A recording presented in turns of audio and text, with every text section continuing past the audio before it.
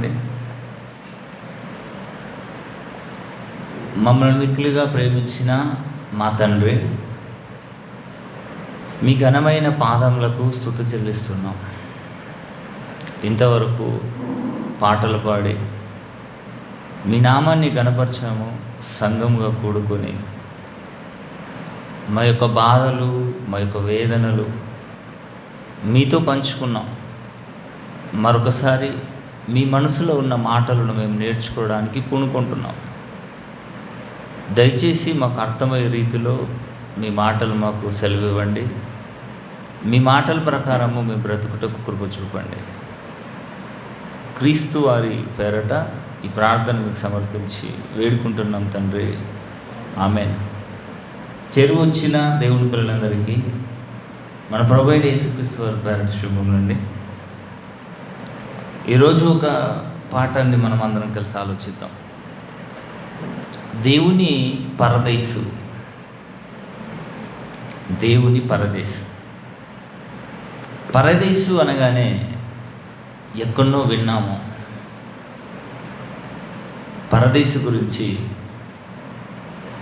చాలామందికి అవగాహన ఉంది. చాలామంది అంటే కేవలము క్రీస్తు సంఘానికి వస్తున్న మీకే. బైబిల్ ఓపెన్ యూనివర్సిటీ ఇండియా ఇంటర్నేషనల్లో చదువుకుంటున్న విద్యార్థులకు మాత్రమే పరదేశి ఎక్కడుందో అన్న అవగాహన ఉంది, ఇతరులకు లేదండి. మీరు ఎలా చెప్పగలరు అంటే చెప్తాను. వారు పరదేశి అని, పాతాళం అని, పరలోకం అని ఎక్కడ ఉన్నాయో అన్న సంగతి చెప్పేవారికే తెలియదు. వారు ఎలా చెప్తారండి? కనుక మీరందరూ అదృష్టవంతులు. ఈ అదృష్టాన్ని కూడా పోగొట్టుకున్న దురదృష్టవంతులు కూడా చాలామంది ఉన్నారు. అంతే కదండి. ఇక దేవుని పిల్లలారా, పాఠాన్ని మనం ఆలోచిద్దాం. దేవుని పరదేశం. పరదేశం అనగానే నెమ్మది పొందు స్థలం. అంతే కదండి, అందరికీ తెలుసు. మనుషులకు నెమ్మది పొందే స్థలమే పరదేశం. మనుషులకు నెమ్మది పొందే స్థలమే పరదేశం. ప్రయాసపడి భారము మోసుకున్న సమస్త జనులారా నా యుద్ధకు రండి అన్నాడు. ఎవరు? యేసుక్రీస్తు. నేను మీకు విశ్రాంతినిస్తానన్నాడు. విశ్రాంతి. ఈ మాటను చాలామంది అపార్థం చేసుకున్నారు. మనం చర్చికి వెళ్ళగానే మనకు విశ్రాంతి దొరుకుతుంది. ఫ్యాన్ కింద కూర్చోవచ్చు, చక్కగా నిద్రపోవచ్చు. ఆమేన్ హల్లెలూయా అనగానే ఉలిక్కి పడతారని అది విశ్రాంతి. ఈ విశ్రాంతేనా? ఈ విశ్రాంతి అని చెప్పండి. కాదు. ఇక మనుషులకు విశ్రాంతి కొరకే పరదేశి వెళ్తున్నారు. మరి దేవుడికి విశ్రాంతి ఎక్కడుంది? దేవుడు ఎక్కడ ఉన్నాడండి? ఎక్కడున్నాడు దేవుడు? చెప్పండి. పరలోకంలో ఉన్నాడా? ఉన్నాడా? చెప్పండి. కరెక్ట్ చెప్పండి, అనుమానం వద్దు. పరలోకంలో ఉన్నాడు. మరి దేవునికి పరలోకంలో విశ్రాంతి లేదా? ఏ నాన్న లాస్ట్ కూర్చున్నాడు చూడు, ఆనందన కొడుకు, ఇట్రా ముందుకురా అడగచ్చు. నువ్వు నిద్రపోతున్నావో, నువ్వు ఫోన్ చూస్తున్నావో నాకే తెలియదు. పిల్లలకు ఫోన్లు ఇవ్వకండి దయచేసి. మీకు ఒక నమస్కారం. మీకు ఫోన్లు ఉంటే మీ జోబులో పెట్టుకొని దాపెట్టుకోండి, బీరోలో పెట్టుకోండి. ఫోన్లు ఎక్కువ ఉన్నాయి కదా, నా కొడుకులకు ఫోన్ ఇస్తున్నాను అని చూపించకండి. రేడియేషన్ వల్ల పిల్లల మైండ్ బ్లాస్ట్ అయిపోతుంది. మీ మెచ్చుకోసమే, తర్వాత మీ ఇష్టం. దేవుడి పిల్లలారా, దేవునికి విశ్రాంతి స్థలం ఏది? దేవునికి విశ్రాంతి స్థలం ఏది? మరి దేవుడు పరలోకంలో ఉన్నాడు, మన భూలోకంలో ఉన్నాడు. మరి మనకెక్కడ విశ్రాంతి? దేవునికి ఎక్కడ విశ్రాంతి? కానీ చనిపోయి ఆత్మలుగా పాతాళ లోకానికి వెళ్ళి ఒక చోటు వేదన పొందే స్థలం, రెండవ చోట విశ్రాంతి, నెమ్మది పొందచ్చు. మరి చనిపోయిన ఆత్మలు నెమ్మది పొందుతున్నారు, కానీ బ్రతుకున్న ఆత్మలుగా ఈ శరీరంలో ఉన్న మనకు విశ్రాంతి లేదు, అక్కడ దేవుడికి విశ్రాంతి లేదు. అందుకని దేవుడు కూడా నాకు కూడా పరదేశి కావాలి అంతే కదా. ఈరోజు తల్లిదండ్రులు ఎరా మిమ్మల్ని కని పెంచి పోషించి ఇబ్బంది పడుతున్నామంటే పిల్లలు కూడా అంటున్నారు చూడండి, మీకు మీరు చెప్పిన పనులు చేసి చేసి మేము కూడా అలసిపోతున్నాం, మాకు కూడా విశ్రాంతి కావాలి.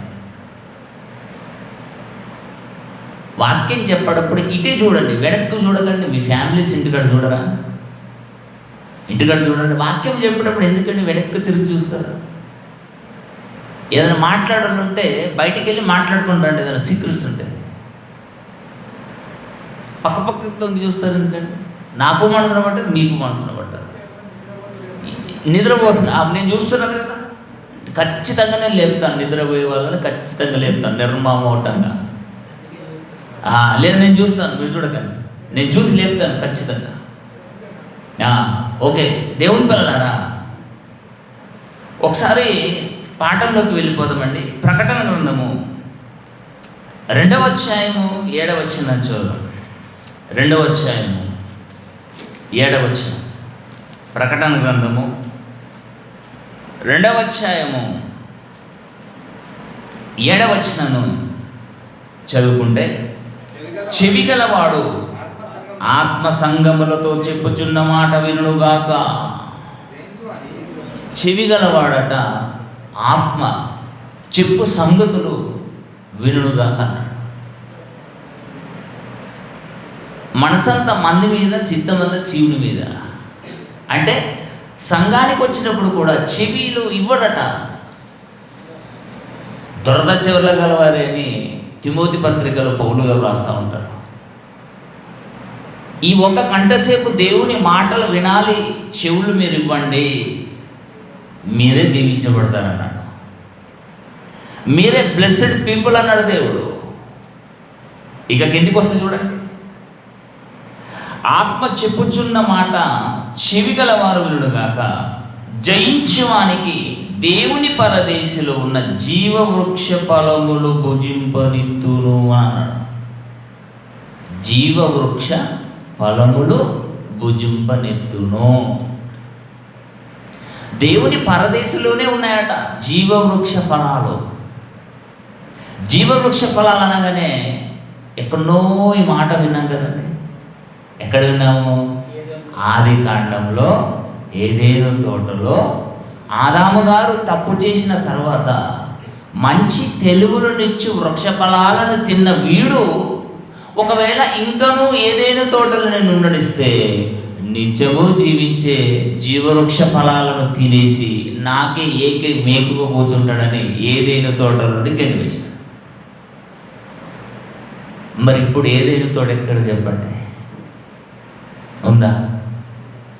టర్కీలో ఏదేను తోట వెలిసింది అని శాస్త్రవేత్తలు, భూగోళ శాస్త్రవేత్తలు చెప్పారండి. టర్కీ దేశంలో ఏదేను వనం వెలిసింది ఒకప్పుడు.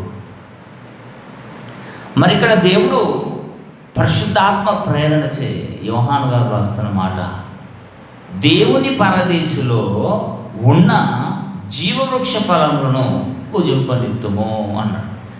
ఇక పరదేశి గురించి ఎక్కువ ఎక్స్ప్లెనేషన్ నేను చేయను. పరదేశి అంటే అందరికీ తెలుసు కదండి. తెలిసిన వారు చేయొద్దండి. నిజంగా 1 2 3 4 5 6 7 అంతే కదండి. పరదేశి అనగానే లాజరు ధనవంతుడు చనిపోయాడు. ఒక మాట తీద్దాం, ఎందుకైనా మంచిది. లూకా సువార్త 16వ అధ్యాయం తీద్దామండి.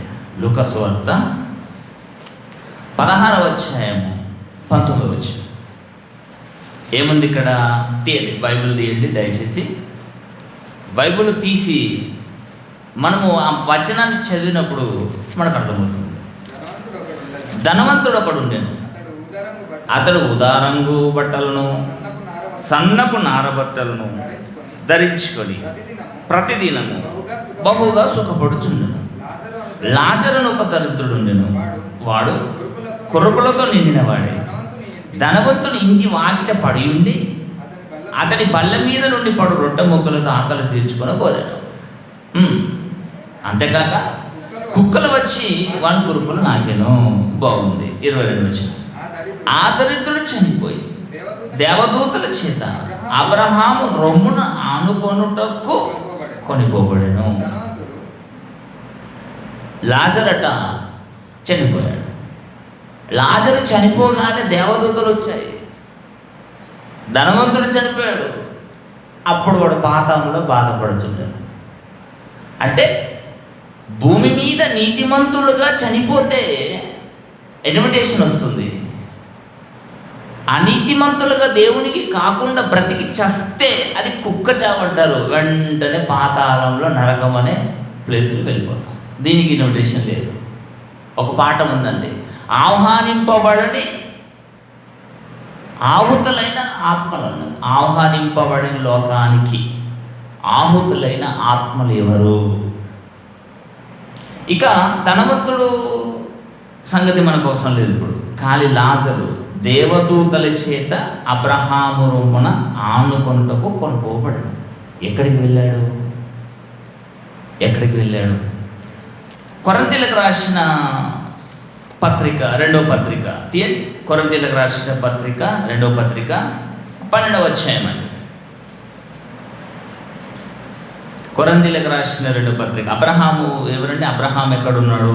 అబ్రహాం రొమ్మున ఆనుకొనబడి ఉన్న లాజరు ఎక్కడికి వెళ్ళాడు? 2వ పత్రిక 12వ అధ్యాయం. 2వ పత్రిక 12వ అధ్యాయం. అతిశయపడుట నాకు తగదు కానీ, తీయండి దయచేసి తీయండి, బైబిల్ అందరు తీయండి, చక్కగా చదవండి. అతిశయపడుటకు నాకు తగదు కానీ అతిశయపడవలసి వచ్చినది పులిష్టం. ఆగండి. ప్రభు దర్శనములను గూర్చి ప్రత్యక్షతలను గూర్చి చెప్పుదును. క్రీస్తునందున ఒక మనుష్యుని నేను ఎరుగుదును. అతడు 14 సంవత్సరాల క్రిందట 3వ ఆకాశమునకు కొనిపోబడి అన్నాడు. 3వ ఆకాశం, మధ్య ఆకాశము భూమి అయితే, మొదటి ఆకాశము పరలోకమైతే, ఆకాశం అనగా లోకం అంటే, ఇక మొదటి ఆకాశము పరలోకము, మధ్య ఆకాశము భూలోకము, 3వ ఆకాశం అనగానే పాతాళ లోకము. పాతాళ లోకంలో 2 ఉన్నాయి కదండి. లాజరు చనిపోయి అబ్రహాము రొమ్మున కొనుకోబడాడు. ఆ తర్వాత ధనవంతుడు చనిపోయి అప్పుడు నరకంలో బాధపడుచున్నాడు. యేసుక్రీస్తు వారు సిలువ మీద ఉన్నప్పుడు అండి ఒక దొంగ అడుగుతాడు, ప్రభువా, మేమైతే తప్పు చేశాము, మేము ఈ శిక్షకు పాత్రులమే, మీరైతే తప్పు చేయలేరు, మీరు ఈ శిక్షకు పాత్రులు కారు, అయినా ఈ శిక్షను భరిస్తున్నారు, దయచేసి మీకు వీలైతే, మీకు ఇష్టమైతే నీవు వెళ్ళినప్పుడు మీ రాజ్యంలో జ్ఞాపకం చేసుకోమన్నాడు. అయితే యేసుక్రీస్తు ఒక మాట పలికాడు కదా, నేడు నీవు నాతో కూడా పరదేశులో ఉండు అని నిశ్చయముగా చెప్తున్నాడు. అంటే భూమి మీద చనిపోయిన నీతిమంతులు 3వ లోకములోకి వెళ్ళి నెమ్మది పొందే స్థలం అదే పరదేశులోకి వెళ్ళిపోతారు. Very good. యెషయా గ్రంథము 57వ అధ్యాయం చూడండి. యెషయా గ్రంథం 57వ అధ్యాయం. యెషయా గ్రంథం 57వ అధ్యాయం 1వ వచనం. నీతిమంతులు నశించుట చూచి ఎవడును దానిని మనసున పెట్టనటండి. నీతిమంతులు చనిపోతారట, ఎవరు మనసును పెట్టారండి. యాక్చువల్లీ అందరూ చనిపోతారు, వీడు చనిపోయాడు. కానీ దేవుడు అలా కాదండి. వీడి చావు, వీరి మరణము విలువైనది. భక్తుల మరణం దేవుని దృష్టికి విలువైనది. అంటే నీతిమంతులు చనిపోవుట నశించుట చూచి ఎవడునూ దానిని మనసును పెట్టడు, కానీ భక్తులైన వారు తీసుకుని పోబడుచున్నారు. లాజరు భక్తుడా కాదా? ఏలియా భక్తుడా కాదా? హానోకు భక్తుడా కాదా? యేసుక్రీస్తు భక్తుడా కాదా? వీరిని తీసుకొని పోయారు. ఎక్కడికి? 3వ లోకానికి, పరదేశు. అంటే నెమ్మది పొందాలి. నెమ్మది పొందు చోటే పరదేశు. మనకు కూడా ఏం ఆలోచిస్తున్నాం, ఏం ఆకాంక్షిస్తున్నాం చెప్పండి? ఈ శ్రమలన్నీ తట్టుకుంటున్నాం. దేవుడు ఎప్పుడు పిలుచుకుంటాడో, ఈ శరీరంలో ఆత్మ ఎన్ని రోజులు, ఎన్ని గంటలు, ఎన్ని క్షణాలు ఉండాలో దేవుడు మనము తల్లి గర్భంలో ఉండగానే మన దినాలు రాసుకుని పెట్టుకున్నాడు. క్షణం కూడా అటు ఇటు కాని సమయంలోనే వెళ్ళిపోవాలి. వెళ్ళిపోయి ఎక్కడికి వెళ్ళాలి? ఎక్కడికి వెళ్ళాలి? మనను తీసుకొని పోవడానికి ఇన్విటేషన్, దేవదూతలు రావాలి. అందుకే నేను ఎప్పుడు కూడా సహజంగానే చెప్తా ఉంటానండి, చనిపోయామా, కన్ను మూసామా, దేవదూతలు కనబడాలి. అమ్మయ్య, ఊపిరి పీల్చుకోండి. ఇక మనంత అదృష్టవంతులు ఇంకా ప్రపంచంలో ఎవరున్నారు? కనబడలేరా? అయిపోయింది. అంటే ఇంకా చూడండి, కీడును చూడకుండా నీతిమంతులు కొనిపోబడుచున్నారని ఎవనికి తోచదు అంటున్నాడు. దేవుడి కోసం బ్రతికితేనండి కీడును దేవుడు చూడనివ్వడు. కీడును చూడనివ్వడు. తర్వాత వారు విశ్రాంతిలో ప్రవేశించుచున్నారు. విశ్రాంతి, ఆ విశ్రాంతి పరదేశం. మనుషులకు పరదేశే విశ్రాంతి. మరి దేవుని పరదేశి ఎక్కడుంది? ఎక్కడుంది చెప్పండి? ఆలోచించండి దేవుని పిల్లరా. ప్రకటన గ్రంథము 14వ అధ్యాయం 13వ వచనం చూడండి. ప్రకటన గ్రంథము 14వ అధ్యాయము 13వ వచనం. 14వ అధ్యాయము ప్రకటన గ్రంథము. అంతటా ఇప్పటి నుండి ప్రభువునందు మృతి పొందిన మృతులు ధన్యులు. మనము చనిపోతే ఆయన కొరకే చనిపోవాలి. రోమపత్రికలు కానీ చనిపోయినను ఆయన కొరకే చనిపోవాలి, బ్రతికున్నను ఆయన కోసమే బ్రతకాలి. మనము ప్రభువారమై ఉన్నాము. ఇక్కడ ప్రభువునందు నిద్రించిన, మరణించిన మృతులు ధన్యులు అన్నాడు. మన మరణం ఎలా ఉండబోతుందో ఎవరు కూడా తెలియదండి. తెలుస్తుందండి. ఫలానా రోజు నేను మరణిస్తాను, నేను ఇలా చనిపోతాను అని ఎవరైనా తన మరణం గురించి చెప్పేవారు ఎవరు ఉన్నారండి? కేవలం యేసుక్రీస్తు వారు తప్ప ఎవరు కూడా లేరండి. ప్రవక్త అయిన ఎలీషా కూడానండి భయంకరమైన రోగంతో చనిపోయాడండి. తెలుసా? ప్రవక్త రాజులను అభిషేకించాడు. ఏలియా ఆత్మలో కొంత పాలు పొందుకున్న ఎలీషా గారు కూడా అండి భయంకరమైన రోగంతో పీడితులై చనిపోయాడండి. ఎవరికి ఎలా మరణం సంభవిస్తుందో ఎవరికి కూడా తెలియదు. కానీ మన చివరి వరకు ప్రభువునందు మృతి పొందిన వారే ధన్యులు అన్నాడు. వారే పరదేశం వెళ్ళిపోతారు. Rest and peace. ఈ మధ్యనండి హోటల్లో కూడా ప్యారడైస్ అని పేర్లు పెడుతున్నారు. అబ్బా, హైదరాబాద్లో ఉందా ప్యారడైస్ అట. ఈరోజు ఎక్కడెక్కడో నుంచి వచ్చేసి ఫామ్ హౌస్, అంతే కదండి, ఫామ్ హౌస్లో వాళ్ళకు రెస్ట్ అండ్ పీస్. ఈరోజండి ఇంట్లో రెస్ట్ అండ్ పీస్ దొరకక గెస్ట్ హౌస్లు కట్టుకుంటున్నారు. అంతేనండి. రెస్ట్ అంటే భూమి మీద ఉన్నప్పుడు రెస్ట్ కావాలి, విశ్రాంతి కావాలి. చనిపోయిన తర్వాత పరదేశంలో విశ్రాంతి. బట్ దేవుడికి ఏంటి? దేవుడికి విశ్రాంతి. దేవుడికి విశ్రాంతి 6 రోజులు కష్టపడ్డాడు దేవుడు, 7వ దినం విశ్రాంతి తీసుకున్నాడు. అంటే విశ్రాంతి తీసుకున్నంతగా కష్టపడ్డాడు దేవుడు. కష్టపడ్డాడండి. కలుగునుగాక తన ఊపిరి బిగుపట్టుకొని ఇలా విడిచాడు శ్వాస. గంట సేపు మాట్లాడితేనే కోలుకోలేని పరిస్థితి. గంట వరకు కలుగునుగాక ఊపిరి పీల్చుకుంటూ బిగపరుచుకుంటూ ఊపిరి పిడుస్తున్నాడంటే తన ఊపిరి చేత ప్రకృతి కలిగింది. అంటే అలసిపోయేంత వరకు మన తండ్రి పనిచేశాడు. అలసిపోయి 7వ దినము విశ్రాంతి తీసుకుంటాను అని అనగానే ఏం జరిగిందండి? విశ్రాంతి దొరికిందండి తండ్రికి. ఆదాము అవ్వలు ఆరంభించారు. ఆ తర్వాత నోవాహు జలప్రలయం, ఆ తర్వాత సొదొమ గొమొర్రా పట్టణం, ఆ తర్వాత ఇశ్రాయేలీయులు, ఆ తర్వాత ప్రవక్తలు, ఆ తర్వాత రాజులు, ఆ తర్వాత క్రైస్తవులు. ఎక్కడిదండి దేవుడికి విశ్రాంతి? దేవుడికి విశ్రాంతి ఎక్కడుంది చెప్పండి? ఎక్కడుంది చెప్పండి? దేవుడికట విశ్రాంతి ఎక్కడిది?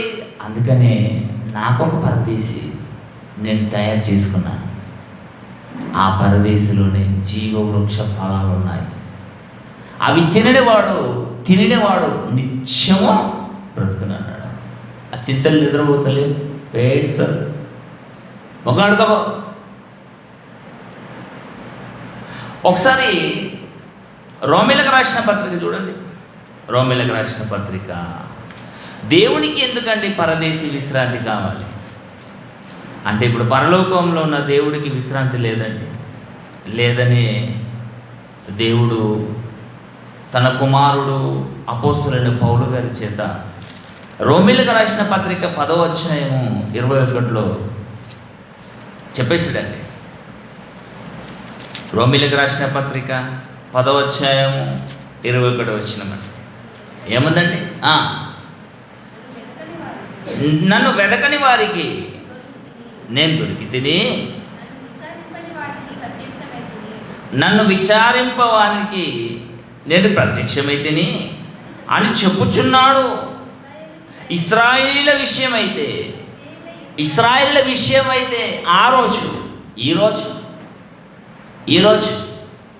ఈరోజు నిజంగా క్రైస్తవుల గురించి రాయలేడంటే దేవుడు క్రైస్తవుల మీద నమ్మకాన్ని పెంచుకున్నాడండి. ఆలోచించండి. ఇప్పుడు ఇక్కడ చూడండి ఎలా పదము ప్రయోగించబడిందో. అని చెప్పుచున్నాడు, నన్ను వెదకని వానికి నేను దొరికితిని. వెదకని వానికి కూడా దేవుడు దొరకడానికి సిద్ధంగా ఉన్నాడు. ఇక వెదికే వారికి దొరికిపోతాడండి. ఇంకా నన్ను విచారింపని వారికి కూడా నేను ప్రత్యక్షమైతిని అని చెప్పుచున్నాడు. ఇశ్రాయేలీయుల విషయమైతే అవిధేయులై ఎదురాడు ప్రజలకు నేను దినమంతయు నా చేతులు చాచి తినని దేవుడు చెప్తున్నాడు. ఆ రోజండి ఇశ్రాయేలీయుల పట్ల దేవుడు అంత బాధపడలేదండి. ఇశ్రాయేలీయులను నా పిల్లలు నెత్తినెక్కించుకుంటే వారు దేవుణ్ణి తన కాళ్ళతో తన్నారండి. ఎదురాడడమే, అప్పుడు కూడా ఎదురాడడమే. వారి కొరకు దినమెల్లా నా చేతులు చాపుతున్నాను. నాకంటూ పరలోకంలో విశ్రాంతి లేదు, రెస్ట్ లేదు, పీసు లేదు, ఏమీ లేదు. దేవదూతలు పరిశుద్ధుడు ప్రతిజ్ఞానాలు చేస్తున్నారు, కానీ నాకు మాత్రము ఇక్కడ సంతోషం లేదు, సమాధానం లేదు. మా నిమిత్తం ఎవరు వెళ్తారు? ఇశ్రాయేలును ఎవరు కాపాడుతారు? ఇశ్రాయేలును మరలా నా వైపుకి ఎవరు తిప్పుతారు అని దేవుడు ఎప్పుడు కూడా ఇశ్రాయేలుల కొరకు తన చేతులు చేస్తున్నాడండి. దినమెల్లా చేతులు చేస్తున్నాడు. అంటే దేవుడు ఒక కోరిక కోరాడండి. నేను నాకు విశ్రాంతి స్థలాన్ని నేనే తయారు చేసుకుంటాను. ఒకప్పుడు ఏదేను తోటను దేవుడు నిర్మించాడు. ఏదేను తోటలో ఆదామును అవ్వను పెట్టి నా పిల్లలతో ప్రతి చల్లపూట వచ్చి నా పిల్లలతో కలిసి నేను ఎంజాయ్ చేయాలనుకున్నాడు దేవుడు. అవునా కాదా చెప్పండి? ఈరోజండి పిల్లలకు సెలవులు ఉన్నాయి కాబట్టి తల్లిదండ్రులు పిల్లలతో ఎంజాయ్ చేయక పిల్లలను వేరే వారింటికి పంపిస్తారండి. ఇదేం మూర్ఖత్వం ఏమో తెలియదు. ఇది దేవుడి మనస్తత్వం కాదండి. చెప్తున్నా చూడండి. దేవుడు తన పిల్లలతో ఉండి తన పిల్లలతో కాలక్షేపం చేయాలనుకుంటున్నాడు దేవుడు.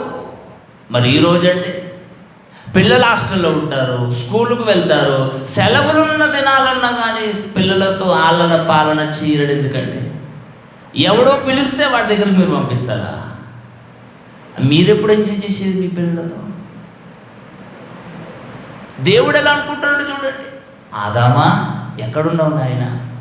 నీతో నేను మాట్లాడాలి, మీతో నేను ఉండాలి, మీతో ఆలన పాలన కలిసి నేను పంచుకోవాలి, నువ్వు ఎక్కడున్నావు నానా అని ప్రతి చల్ల పూట దేవుడు ఏదేను తోటికి వచ్చి ఏదేనుడు వనాన్ని విశ్రాంతిగా తయారు చేసుకున్నాడు దేవుడు. కానీ అక్కడ కూడా దేవుడికి విశ్రాంతి దొరకలేదు. మరి ఎక్కడ విశ్రాంతి చెప్పండి దేవుడికి? మరి ఇశ్రాయేలీయులను ఒక జనాంగం తయారు చేసుకొని వారి ద్వారా నేను ఏదైనా బంగారు దేవాలయం కట్టాడా లేదా? సొలొమోను గారు ప్రార్థన చేశారు, దయచేసి మీ సన్నిధిని ఇక్కడ ఉంచండి. అక్కడ లేదండి విశ్రాంతి. ఎక్కడుందండి విశ్రాంతి చెప్పండి? ఇక దేవుడు ఒక ప్రణాళిక సిద్ధం చేశాడు. ఏంటి ఆ ప్రణాళిక? తన కుమారునితోనే నాకు పరదేశిని నేనే నిర్మించుకుంటాను. అంతే కదండి. చూద్దాం. ప్రకటన గ్రంథము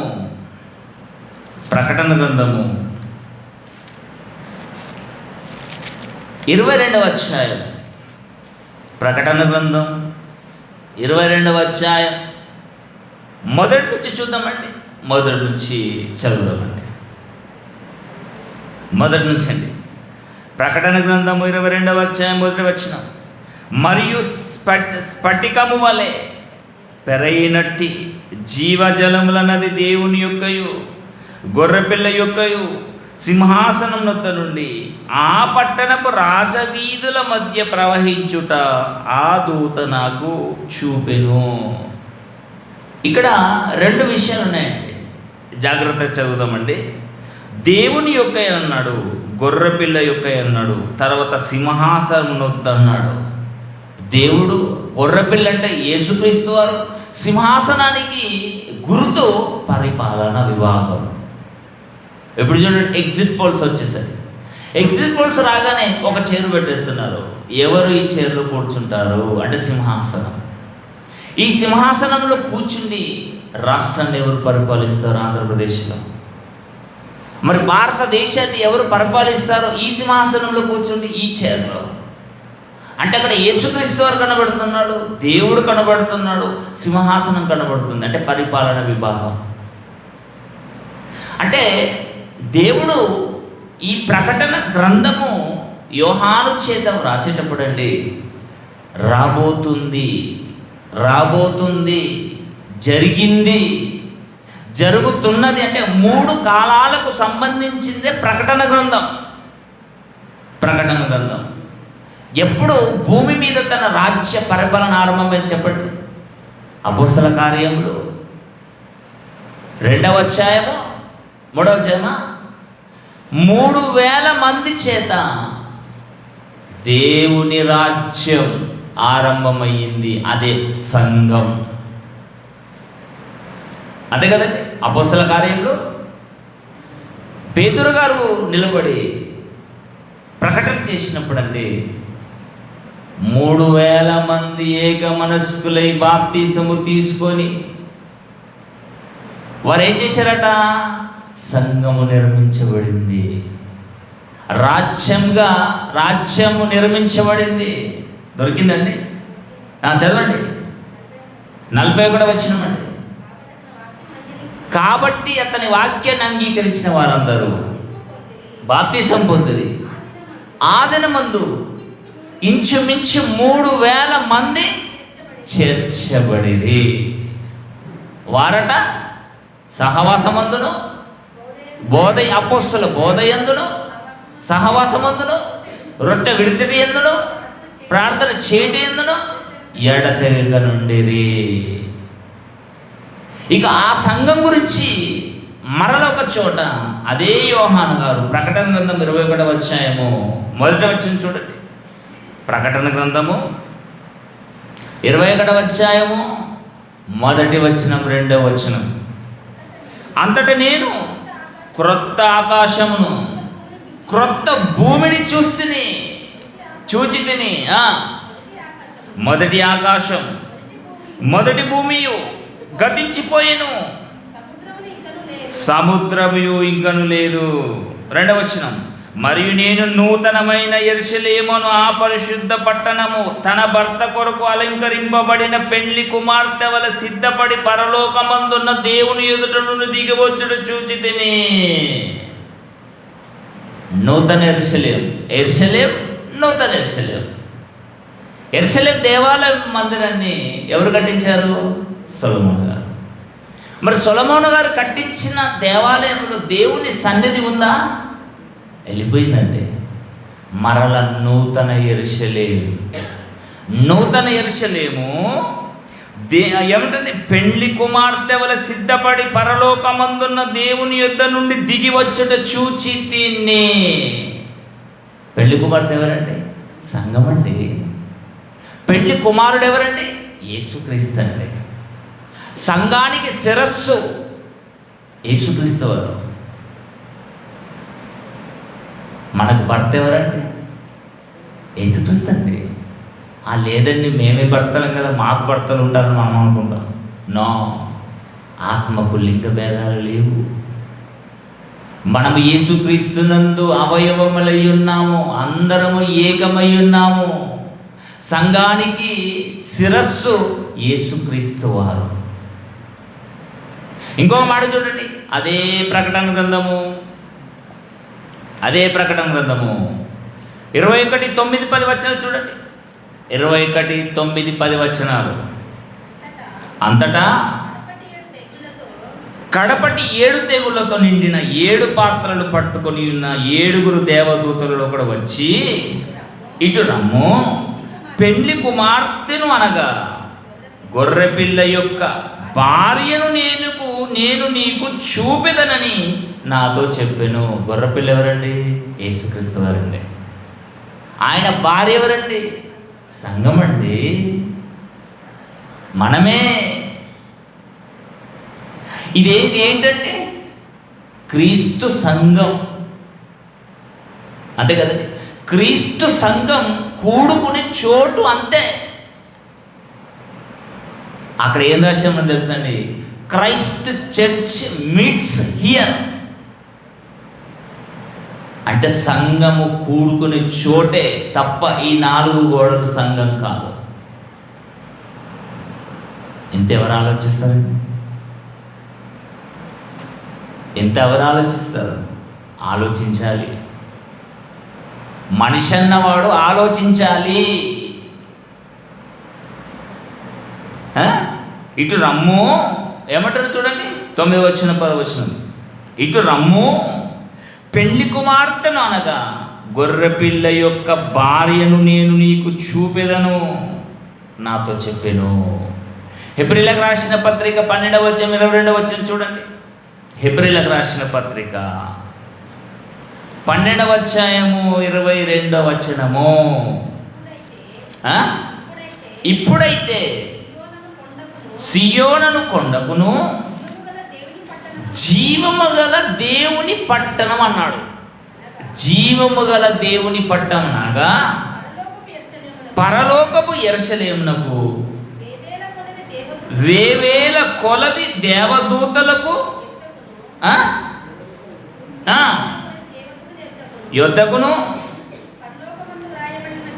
పరలోకమందున్న వ్రాయబడి ఉన్న జ్యేష్ఠుల సంఘం. ఓకేనండి, చూడండి. అంటే దేవుని జీవము గల పట్టణము నూతన యెరూషలేము, గొర్రెపిల్ల యొక్క భార్య, ఇవన్నిటికీ అర్థము సంఘమేనండి. నూతన యెరూషలేము వచ్చిందంటే పాత యెరూషలేము ఉన్నట్టే కదండి. అంటే నూతన యెరూషలేమే క్రీస్తు సంఘం. దేవుడు తన కుమారుని స్వరక్తం ఇచ్చి కార్చి సంపాదించిన జీవము గల దేవుని పట్టణమన్నా దేవుని సంఘమన్నా మనమేనరా?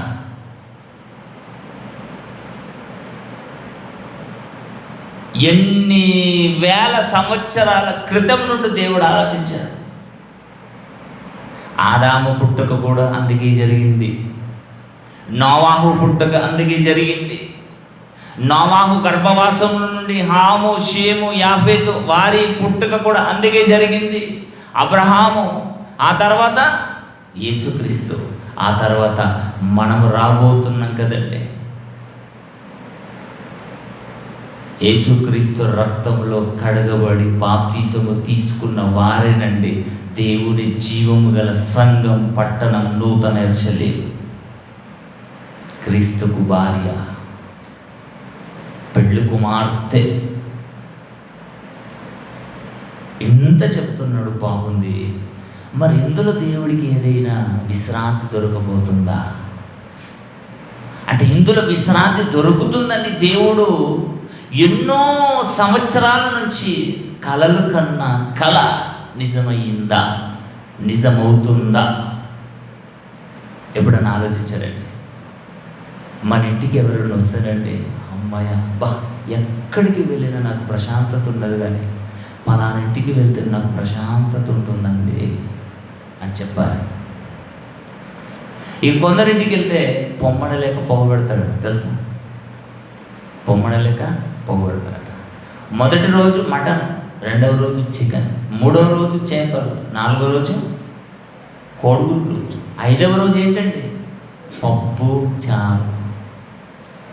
అంటే పప్పు చారు వచ్చేసిందంటే అర్థం చేసుకోవాలి, సరిపోతుంది 5 రోజులు, ఇక తిరిగి వెళ్ళండి. ఆలోచించండి దేవుడి పిల్లలు, ఎక్కడికి వెళ్ళినా ప్రశాంతత ఉండదండి. తన ఇంటికాడ తనకి ప్రశాంతత దొరుకుతుంది. నేనైతే ఎక్కడికి వెళ్ళినా నిజంగా ఎక్కువ రోజులు ఉన్నానండి నా ఇంటి దగ్గరనే, నా సంఘంలోనే నాకు ప్రశాంతత. దేవుడు కూడా అదే కోరుకున్నాడండి. నేను పరలోకంలో ఉండి సింహాసనం మీద కూర్చుంటే దేవదూతల చేత పగడబడుతున్నాను, కానీ నాకు ప్రశాంతత లేదు, రెస్ట్ లేదు. నాకు రెస్ట్ కావాలి, నాకు రెస్ట్ అండ్ పీస్ కావాలి, నాకు విశ్రాంతి కావాలి అని ఎన్నో రోజుల క్రితము కలలు కంటున్న దేవుడు మొదటి 100 శతాబ్దములోనే ఆయన కళ నెరవేరింది. ఆయన కుమారుడని యేసుక్రీస్తు వారిని పంపించడం, ఆయన తన ప్రాణాన్ని పెట్టడం, తన రక్తం కార్చడం, ప్రతి భాషలోనూ ప్రతి జనములోనూ ఆ రక్తాన్ని కొనడం జరిగింది. సంఘంగా ఆరంభమైంది. అదే నూతన యెరూషలేము, జీవము గల దేవుని పట్టణం, పెళ్లి కుమార్తె.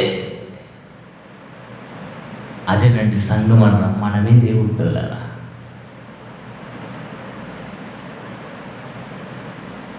యోహాను సువార్త చూడండి, ఆ పరదేశి, ఆ దేవుని సంఘంలో నిత్యము జీవించే జీవితం ఉందా? ఆలోచించండి. ఏదేను తోటలో ఒకప్పుడు జీవవృక్ష ఫలాలు ఉండేవి. మరి ఆ జీవవృక్ష ఫలాలు ఎక్కడికి షిఫ్ట్ అయ్యాయి చెప్పండి? ఎక్కడికి అయ్యాయి? చూడండి, యోహాను సువార్త 4వ అధ్యాయము తీయండి, 14వ వచనమండి. యోహాను సువార్త 4వ అధ్యాయం 14వ వచనం. దేవుని పిల్లరా, నేనిచ్చు నీళ్లు త్రాగువాడు ఎప్పుడునూ దప్పిక కొనడు, నేను వాడికి ఇచ్చు నీరు నిత్య జీవమునకై వాటిలో ఊరడి నీటి బుగ్గ అన్నాడు.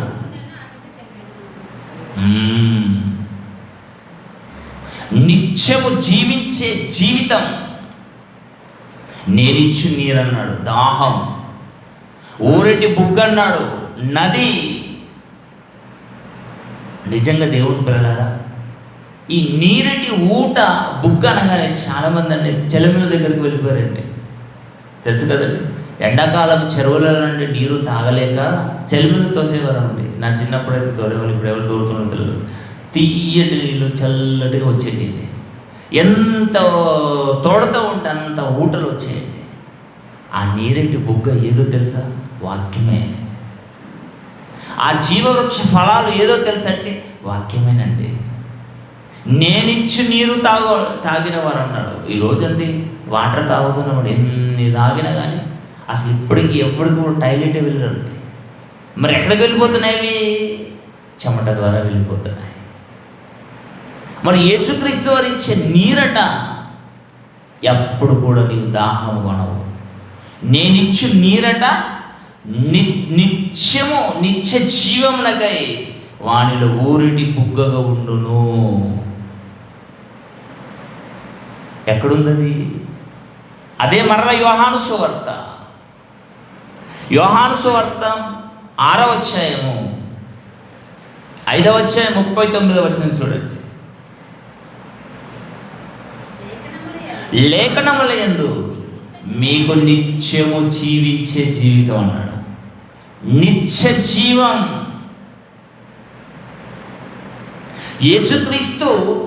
యేసుక్రీస్తు వారు మాట అనకంటే ముందే కడపటి ఆదాము మంచి తెలివినిచ్చు వృక్ష ఫలాలను తిని దేవునికి దూరమయ్యాడు. మరి దేవుడు ఏదేను వనములో జీవవృక్ష ఫలాలను కూడా వేశాడండి చెట్టు. ఆ చెట్టు అప్పుడు రూపకలాంకారంగా కనబడింది, ఇప్పుడు మన చేతుల్లోనే ఉంది. అదే వాక్యం. ఒకసారి చూస్తారండి, ఆదికాండం 3వ అధ్యాయం 22వ వచనం చూడండి. ఆదికాండం 3వ అధ్యాయం 22వ వచనం. అప్పుడు దేవుడని యెహోవా ఇదిగో మంచి చెడులను ఎరుగునట్లు ఆదాము మనలో ఒకని వంటి రాయును. కాబట్టి అతడు ఒకవేళ తన చెయ్యి చాచి జీవవృక్ష ఫలములను కూడా తీసుకొని తిని నిరంతరము జీవించునేమో అని దేవుడని యెహోవా ఏదెను తోటలో నుండి వాడిని గెంటి వేసేసాడు. అంటే నీవు బ్రతుకు దినమందు హ్యాపీగా బ్రతకకూడదు, నీకు విశ్రాంతి అన్నది ఉండకూడదు. బలసరెక్క చెట్లను మొండ్ల పొదలను అది మొలిపిస్తుంది, నువ్వు సేద్యం చేయాలి. నీ ముఖములో చెమట కారాలి, నీవు చచ్చేంత వరకు నువ్వు కష్టపడి తినాలి. శాపన. మరి దేవుడి శాపన ఆదాము కుటుంబానికి వర్తించాలి అంటే జీవవృక్ష ఫలాలను వాడు ముట్టకూడదు. ఏం తండ్రి అండి, తండ్రి గారు చెప్పిన మాటను మీరితే కొడుకు అని చూడడు, కూతురు అని చూడడండి. దేవుడు చండశాసనుడు అండి, తెలుసా? దేవుని మాటింటే ప్రాణం ఇస్తాడు. దేవుని మాటను వినకపోతే నువ్వు ప్రాణం పోయినా చూసి చూడనట్టుగానే ఉంటాడండి. అంటే దేవుని పిల్లలారా, దేవుని మనస్సును పొనికి పుచ్చుకున్న మనమే మన పిల్లలనే ఖాతరు చేయం మన మాట వినకపోతే. మరి దేవుడు చెప్పండి, జీవవృక్ష ఫలాల చెట్టును కూడా ఏదేనో తోటలో వేశాడు దేవుడు. మంచి చెడులు తెలివినిచ్చు వృక్ష ఫలాలను తెంపుకొని తిన్న వీరు అది కూడా తెంపుకొని తినడం పెద్ద పని అండి. అంటే దేవుడు ఆలోచించాడు, నీవు మంటిలో నుండి వచ్చావు కనుక నువ్వు మಣ್ಣైపోవాలి, అంతే, వెళ్ళిపోవాలంతే. అమరుడుగా ఉండాలని నేను కోరుకున్నాను, కానీ నేను నరుడుగానే బ్రతుకుతానని నీవు అనుకున్నావు. అంతే కదండి. అమరుడుగా ఉండాలి నీవని దేవుడు కోరుకున్నాడు, కానీ నేను నరుడుగానే జీవిస్తానని ఆదాము కోరుకున్నాడు. ఎవరు ఏది చేసుకున్నది వారి నెత్తి మీదికి వస్తుందండి. వాక్యమే గొప్పది, వాక్యమే సత్యం. ఇక మరలా ఇప్పుడు చదవండి 5వ అధ్యాయం 39వ వచనం. లేఖనములయందు నిత్యము జీవించే జీవితము కలదని. అంటే లేఖనములోనే నిత్య జీవం ఉంది. అదే జీవవృక్ష ఫలాలండి.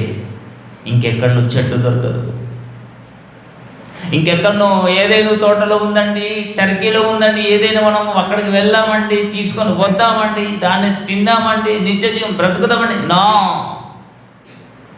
నేనిచ్చు నీరు అన్నాడు, నేనిచ్చు వాక్యం. విని గ్రహించిన వాడు నిత్యము బ్రతుకుతాడన్నాడు ఆత్మగా. ఈరోజు చాలామంది యెరూషలేములోకి వెళ్ళి, ఇజ్రాయేలుకి వెళ్ళి, యేసుక్రీస్తు యోర్దాను నదిలో బాప్తిసం తీసుకున్నాడు, పవిత్రుడయ్యాడు, మేము కూడా వెళ్ళి తీసుకుంటామని మాజీ ముఖ్యమంత్రి ఎవరండి, డాక్టర్ వైఎస్ రాజశేఖర రెడ్డి గారు కూడా వెళ్ళి యోర్దాను నదిలో బాప్తిసం తీసుకొని వచ్చాడు. యోర్దాను నది నీరే, చెరువులో ఉన్న నీరు నీరే, నూతులో ఉన్న నీరు నీరే. ఎక్కడ బాప్తిసం తీసుకున్నా ప్రాబ్లం లేదు. నీకుంది కనుక అక్కడికి వెళ్ళావు, మాకు లేదు కనుక మేము ఇక్కడనే తీసుకుంటాం. ఏదైనా తప్పు లేదు. నీది గొప్ప కాదు, మాది తక్కువ కాదు, అంతే కదండి.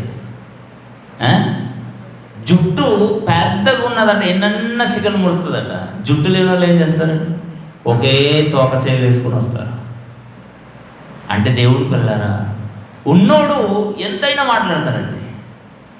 ఉన్నవారు చిచ్చి ఇదండి మేము తినమండి అంటారు, కానీ ఇదే మనకు బంగారం లాంటి ఆహారం, అవునా కదా? కనుక దేవుని పిల్లారా, లేఖనముల యందే నిత్యము జీవించే జీవితం ఉంది. ఇవే జీవవృక్ష ఫలాలు. ఈ జీవవృక్ష ఫలాలు ఎక్కడున్నాయి? సంఘములో. సహవాసం అన్నాడు, అపోస్తుల బోధ అన్నాడు, రొట్టె విరుచుట అన్నాడు, ప్రార్థన చేయటం అన్నాడు. సహవాసంగా కూడుకొని జీవవృక్ష ఫలాలను భుజిస్తూ నిత్యము జీవించాలి. ఇప్పుడు ఒకసారి చదవండి, ప్రకటన గ్రంథము మొట్టమొదటి చదివాం కదండి. ప్రకటన గ్రంథము 2వ అధ్యాయము 2వ అధ్యాయము ప్రకటన గ్రంథము 2వ అధ్యాయం 8వ వచనమండి, 9వ వచనమా 7వ వచనమండి. చెవి గలవాడు ఆత్మ సంగములతో చెప్పుచున్న మాట వినుడుగాక, జయించు వానికి దేవుని పరదేశులో ఉన్న జీవవృక్ష ఫలములను భుజింపనిత్తును. జీవవృక్ష ఫలాలు ఎక్కడున్నాయి? దేవుని పరదేశనగా ఏది? సంఘం. అమ్మయ్య, వచ్చేసిందండి సమాధానం. అంటే సంఘములోనే దేవుడికి పరదేశ, సంఘంలోనే దేవునికి విశ్రాంత, పరలోకంలో లేదా? ఈ విశ్రాంతినే మరలా తన విశ్రాంతిలోకి తీసుకొని వెళ్తానంటున్నాడు. పరలోకం. కొరింథీయులకు రాసిన పత్రిక చూడండి, కొరింథీయులకు రాసిన 2వ పత్రిక 6వ అధ్యాయము, కొరింథీయులకు రాసిన 2వ పత్రిక 6వ అధ్యాయము 18వ వచనాన్ని చూడండి. దేవుడు పిల్లారా, మనము జీవము గల దేవుని ఆలయమై ఉన్నాము. అందుకు దేవుడు ఇలాగ సెలవిచ్చుచున్నాడు, నేను వారిలో నివసిస్తానంటున్నాడు. మనలో సంచరిస్తానంటున్నాడు. నేను వారి దేవుడనై ఉంటాను, వారు నాకు ప్రజలై ఉంటారు. నేను మీతో కలిసి విశ్రాంతి తీసుకోవాలని అనుకుంటున్నాను. దేవుడికి విశ్రాంతి ఇచ్చేటట్టుగా సంఘాలు ఉన్నాయా చెప్పండి? ఇప్పుడు ఈ ప్రశ్న వేస్తున్నాను.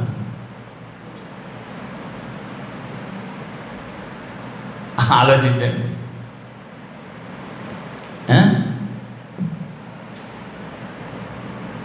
మా ఇంట్లోనండి మా అక్కగారు వస్తారు, మెట్పల్లికి వెళ్ళి మా చిన్న తమ్ముడి ఇంటికాడ ఉంటేనే, మా మరదలు మా చిన్న తమ్ముడి ఇంటికాడ ఉంటేనే నాకు ప్రశాంతత అంటుందండి. ఎందరో ఉన్నారండి, మరి వాడి దగ్గర ప్రశాంతత లేదా? ఎక్కడదండి ప్రశాంతత? ఎవరైనా ఆలోచించండి. బాంబే నుంచి వస్తారు, చాలామంది ఉన్నారు, అన్నదమ్ములు ఉన్నారు, ఎవరు వచ్చినా కానీ మన దగ్గరికే వస్తారండి. అంటే ప్రశాంతత కోరుకుంటారు, రెస్టారెంట్ ఫీజు ఉండాలి, మనకు మంచి ఆతిథ్యాలు ఇస్తారు. అంటే దేవుడు కూడా సంఘాన్ని తన పరదేశిగా మలుచుకున్నాడు. ఆ పరదేశులోనే జీవవృక్ష ఫలాలను పెట్టాడు. అదే లేఖనములు.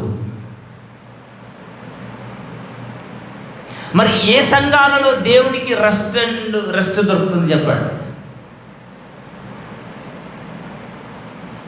మన నడపక్క కూరుకుతుంది, నిద్రపోతుంది, కళ్ళు కడుక్కొని రావాలి. దేవుని పిల్లలను ఆలోచించండి. దేవుని పరదేశిలో జీవవృక్ష ఫలాలు ఉన్నాయంటే దేవుని పరదేశి సంఘం, నూతన ఎర్షలేము, దేవుని జీవం గల పట్టణం, పెళ్లి కుమార్తె, గొర్రెపిల్లకు భార్య సంఘమేనండి. ఏ సంఘములో అయితే అపోస్తుల బోధ, సహవాసము, రొట్టె విరుచుట, ప్రార్థన ఎడతెగకుండా అంటే తెగిపోకుండా ఉన్నవారే అది దేవుని పరదేశిగా పిలువబడుతుంది. అందులో దేవుడు సంచరిస్తాడు, అందులో నివసిస్తాడు, ఆలన పాలన మనతో కలిసి ఉంటాడు. లెక్క పెట్టగలరా? ప్రపంచంలో మెజారిటీ పీపుల్ క్రైస్తవులేనండి, నామకర్త క్రైస్తవులు. అందులో పిల్లలను కూడా చేర్చేస్తున్నారు. వారు క్రైస్తవుల కుటుంబంలోనే ఉన్నవారు తప్ప వీరు క్రైస్తవులు కాదు. క్రైస్తవులు ఎప్పుడైతారు? క్రీస్తునందు బాప్తీసము పొందిన మీరు క్రీస్తును ధరించిన వారు. బాప్తీసం పొందిన వారే క్రైస్తవులుగా పిలబడతారు. కనుక దేవుని పిల్లరా, దేవుని పరదేశం, దేవునికి విశ్రాంతి స్థలం ఏది అంటే సంఘమేనండి. బా, ఎంత మంచి దేవుడు అండి. మనమెంత దేవునికి కాకుండా ఉన్నా, దేవుని వ్యతిరేకించిన, దేవుని మీదకి ఎదరాడిన, సంఘానికి లోబడకున్నా, అయినా దేవుడు మనతోనే ఉంటానంటున్నాడండి. ఎందుకంటే మీరు అపోస్తుల బోధలో ఉన్నారు నాయన, సహవాసంలో ఉన్నారు నాయన, నా కుమారుని జ్ఞాపకం చేసుకుంటూ రొట్టె విరుస్తున్నారు నాయన, ప్రతి ఆదివారం కూడుకుంటున్నారు నాయన. మీరంటే నాకు ఇష్టం, నేను మీతోనే ఉంటాను, నాకు విశ్రాంతి స్థలం ఇదే. దేవుడున్న విశ్రాంతి స్థలంలో నిజంగానే మనం ఎంత భక్తితో భయంతో ఉండాలండి.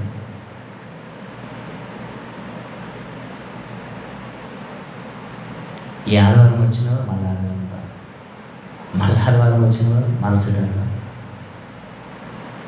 నువ్వు ఈ ఆదివారం రాకు, నేను వచ్చే ఆదివారం వస్తాను, వచ్చే ఆదివారం నీవు రాకు, నేను వస్తాను. అంటే నా సీట్ నువ్వు ఫిల్ చేయి, నీ సీట్ నేను ఫిల్ చేస్తాను.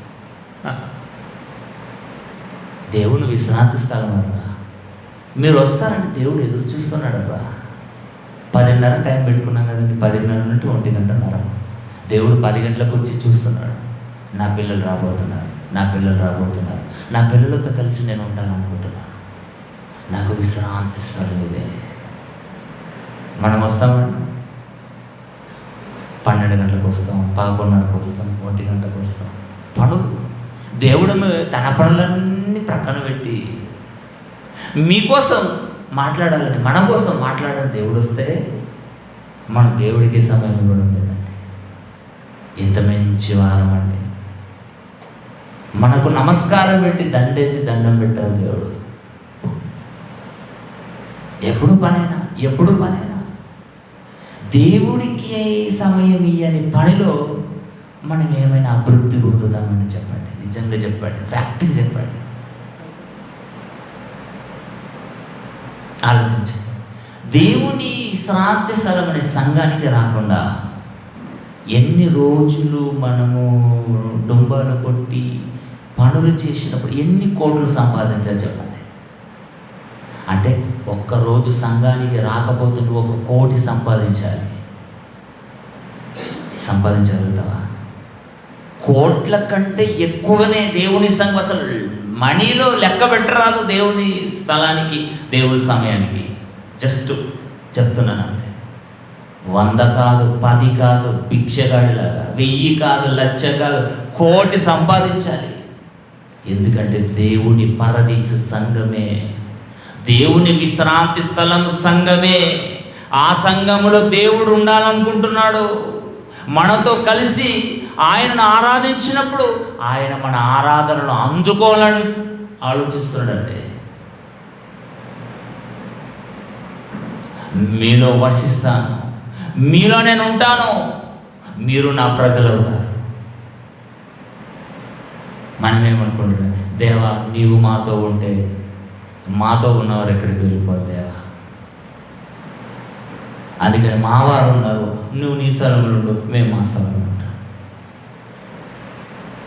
బాగుందండి, బాగుందండి. యోహాను సువార్త 14వ అధ్యాయం ముగించుకుందాం. యోహాను సువార్త 14వ అధ్యాయం 21. యోహాను సువార్త 14వ అధ్యాయం 21వ వచనం చదవండి. నా ఆజ్ఞలను అంగీకరించి యేసుక్రీస్తు వారు చెప్తున్నాడండి. యేసుక్రీస్తు వారు చెప్తున్నాడు, ఏమంటే చెప్తున్నాడంటే 14వ అధ్యాయం 21లో నా ఆజ్ఞలను అంగీకరించి వాటిని గైకొను వాడే నన్ను ప్రేమించువాడు అంటున్నాడు. నన్ను ప్రేమించువాడు నా తండ్రి వలన ప్రేమింపబడును. ముఖ్యంగా క్రీస్తుని ప్రేమించండి. క్రీస్తు తన రక్తాన్ని కార్చి సంఘాన్ని ప్రేమించండి, అప్పుడు దేవుడు మిమ్మల్ని ప్రేమిస్తాడు. మీకు ఏదైనా బాధ వచ్చిందా, సండే రండి, ప్రార్థన చేయండి దేవుడికి. మీ ప్రార్థన దేవుడు వింటాడు. ఎందుకు? ప్రార్థన చేయటం ఎందునని పదం ప్రయోగించబడింది. మీ అక్కరలు, మీ బాధలు, మీ కన్నీళ్ళు, మీ వేదనలు దేవుడికి పంచుకోండి. దేవుడితో ఆదివారం వచ్చి సోమ ఎంత బాగా రాశాడండి. మీరు నన్ను ప్రేమించిన ఎడల నా ఆజ్ఞలు గైకొందురు అంటున్నాడు. అదే కదండి. 21వ వచనం చూడండి, మరలా 21వ వచనం. నా ఆజ్ఞలు అంగీకరించి వాటిని గైకొను వాడే నన్ను ప్రేమించేవాడు.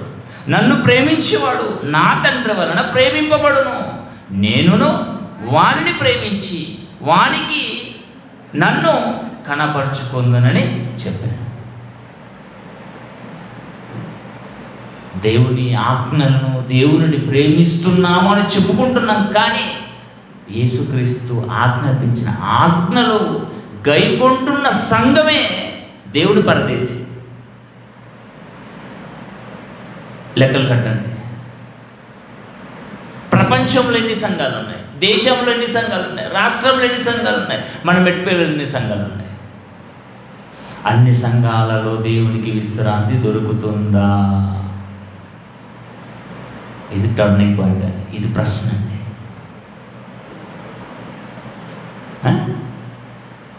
మరొకసారి చూడండి, 21వ అధ్యాయం 3వ వచనం. ప్రకటన గ్రంథం 21వ అధ్యాయము 3వ వచనం అండి. ప్రకటన గ్రంథము 21వ అధ్యాయము 3వ వచనం. అప్పుడు ఇదిగో దేవుని నివాసము మనుషులతో కూడా ఉన్నది, ఆయన వారితో కాపురం ఉంటానంటున్నాడండి. మనతో కాపురం చేస్తానంటున్నాడు. కేవలం భార్య భర్తలే కాపురం కాదు, వారాయన ప్రజలే యందురు. ఆయన మనతో కాపురం చేస్తానంటున్నాడు. కాపురం అంటే ఆ కాపురం అనుకోలేరు. కలిసి ఉంటాను, మీలో నివసిస్తాను, మీతో నివసిస్తాను, మీతోనే నాకు విశ్రాంతి అంటున్నాడు. ఈరోజు చూడండి, ముసలైన తల్లిదండ్రులు ఏ కొడుకు దగ్గరికి 4 రోజులు వెళ్ళి, ఒక చిన్న కొడుకు, నడుపు కొడుకు, పెద్ద కొడుకు, కూతురు, ఆ కూతురు ఇదికెళ్ళి వాళ్ళు కాలక్షేపం చేస్తారండి. ప్రశాంతత ఎక్కడ దొరుకుతుందో అక్కడికి వెళ్ళిపోతారు. అంటే దేవునికి పరలోకంలో ప్రశాంతత లేదు. దేవునికి ప్రశాంతత, విశ్రాంతి, పరదేశి అంటే భూమి మీద ఉన్న దేవుని సంఘము మాత్రమే. అది క్రీస్తు సంఘం. ఆ సంఘములో యేసుక్రీస్తు వారి ఆజ్ఞలు గైకొనాలి. ఏంటి ఆజ్ఞలు అన్నాడు? అపోస్తల బోధ నెంబర్ 1, సహవాసం నెంబర్ 2, రొట్టె విరవాలి, ప్రార్థన చేయాలి, తెగిపోకూడదు. అటువంటి సంఘమే దేవుని పరదేశు. ఆ పరదేశ్ అంటే నెమ్మది పొందే స్థలం, అంతే కదండి. పరదేశ్ గురించి మనం ఆలోచించాం. జీవవృక్ష ఫలాలంటే ఆలోచించాం. జీవవృక్ష ఫలాలు అంటే ఏంటి? వాక్యం. నిత్యము జీవించే జీవవృక్ష ఫలాలేది? వాక్యం. నీరేటి ఊట బుగ్గ అన్నాడు. నిజంగా బైబిల్లో ఎప్పుడు కూడా చదవండి, కొత్త కొత్త ఆలోచనలు కలుగుతాయండి, కొత్త కొత్త రెఫరెన్స్లు అండి. ఎప్పుడో చదువుకుంటాం, మరలా ఆ సందర్భంలో చదివేసరికి ఒక కొత్తగా అనిపిస్తుందండి. ఊరేటి నీటి బుగ్గ, జీవవృక్ష ఫలాలు అనగా వాక్యం. నూతన యెరూషలేము దేవుని పట్టణము, పెళ్లి కుమారుని భార్య, గొర్రెపిల్ల భార్య సంఘం. ఈ సంఘము దేవుని పరదేశి. ఆ పరదేశి ఎలా ఉండాలట? క్రీస్తు వారి ఆజ్ఞలు పాటిస్తే క్రీస్తును ప్రేమించిన వాడట దేవుని ప్రేమించిన వాడు అవుతాడు. అంటే ఇప్పుడు డైరెక్ట్గా దేవుని ప్రేమించిన కుదరదు. దేవునికి సంఘానికి మధ్య క్రీస్తు వారు ఉన్నారు కనుక దేవుని పిల్లలారా, దేవుడు మనతో ఉండాలనుకుంటున్నాడర్రా, మనతో నివాసం చేయాలనుకుంటున్నాడర్రా, మనతో కాపురం అంటే సంఘముతో కాపురం చేయాలనుకుంటున్నాడు దేవుడు. మరి వేరే సంఘాలు ప్రక్కన పెట్టి మన సంఘంలో మరి దేవుడు మనతో కాపురం చేస్తున్నాడండి. చెప్పగలుగుతారండి? అవునండి, దేవుడు నాతో నివాసం చేస్తున్నాడండి, నేను దేవుడితో నివాసం చేస్తాను చెప్పగలుగుతారండి? మరి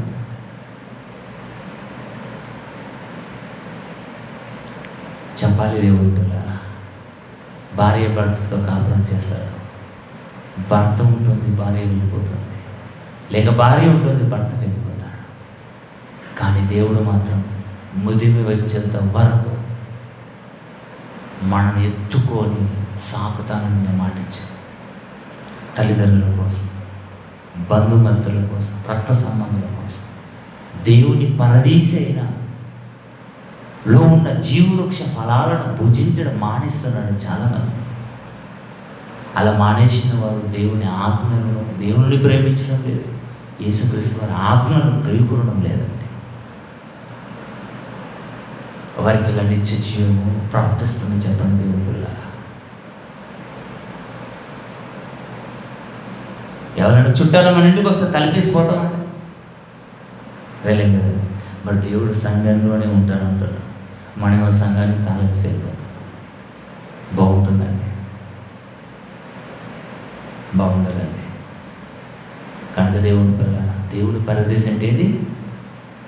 జీవము గల క్రీస్తు సంఘం. జీవవృక్ష ఫలాలు వాక్యం.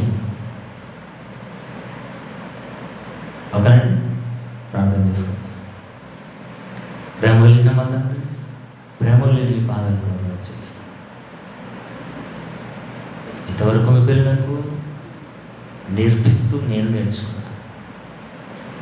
విన్న మాటలన్నీ దేవా, వాటినన్నిటిని ఆలోచిస్తూ హృదయం అనే పలకల మీద భద్రపరచుకోవాలి. మీరు మాతో ఉండటానికి ఇష్టపడుతున్నారు, కానీ మేము మీతో ఉండటానికి ఇష్టపడడం లేదు తండ్రి. అలాంటి మనస్తత్వం మాలో ఉంటే ఈ మాటలు విన్న తర్వాత అయినా మీ కుమారుని ప్రేమించి, మీ కుమారుని ఆజ్ఞలు గైకొని మిమ్మల్ని ప్రేమించే వారిగా మమ్మల్ని మనసులను మార్చమని అర్థిస్తూ తల్లి వచ్చిన మీ పిల్లలందరూ జ్ఞాపకం చేసుకోండి. ప్రతి ఒక్క విషయంలో మీ పిల్లలకు మీరు తోడైందండి. ఎవరైతే మీ నుండి సహాయం కోరుకుంటున్నారో, మీ నుండి మీ పిల్లలు ఏదైనా కోరుకుంటున్నారు, మీకు ఇష్టమైతే దేవా, మీ చిత్తమైతే మీ పిల్లలు మీ ఆజ్ఞలు గైకుంటున్నారు అని ఒకవేళ మీరు అనుకుంటే మీ పిల్లల కోరికలు తీర్చండి. ప్రతి ఒక్క విషయంలో మీరు తోడైందండి. ఇంత గొప్ప జ్ఞానాన్ని మాకు నేర్పించి తండ్రి గారికి మంచి ఆరోగ్యం ఇవ్వండి. ఆయన చేస్తున్న పనులను మీరు దీవించండి. రాబోయే తరాల కోసం ఆలోచిస్తూ ఇంత వయసులో కూడా తండ్రి గారికి మంచి బలం ఇవ్వండి. Joint directors, deputy directors, additional deputy directors, ప్రిన్సిపల్స్ని, కోఆర్డినేటర్, ప్రతి ఒక్కరిని మీరు పేరు పేరు వరుసగా జ్ఞాపకం చేసుకోండి. దేవ, జూన్ 17 నాడు పిల్లలు ఎగ్జామ్ రాయడానికి సిద్ధపడుతున్నారు, ప్రిపరేషన్లో ఉన్నారు. మీ పిల్లలకు మంచి సమయోచితమైన జ్ఞానాన్ని, జ్ఞాపక శక్తి ప్రసాదించండి. ప్రతి ఒక్క విషయంలో మీరు తోడైండి, ముందుకు నడిపించమని అర్థిస్తూ క్రీస్తు యేసు వారి పవిత్రమైన నామమున ఈ ప్రార్థన మీకు సమర్పించి వేడుకుంటున్నాం తండ్రి. ఆమేన్.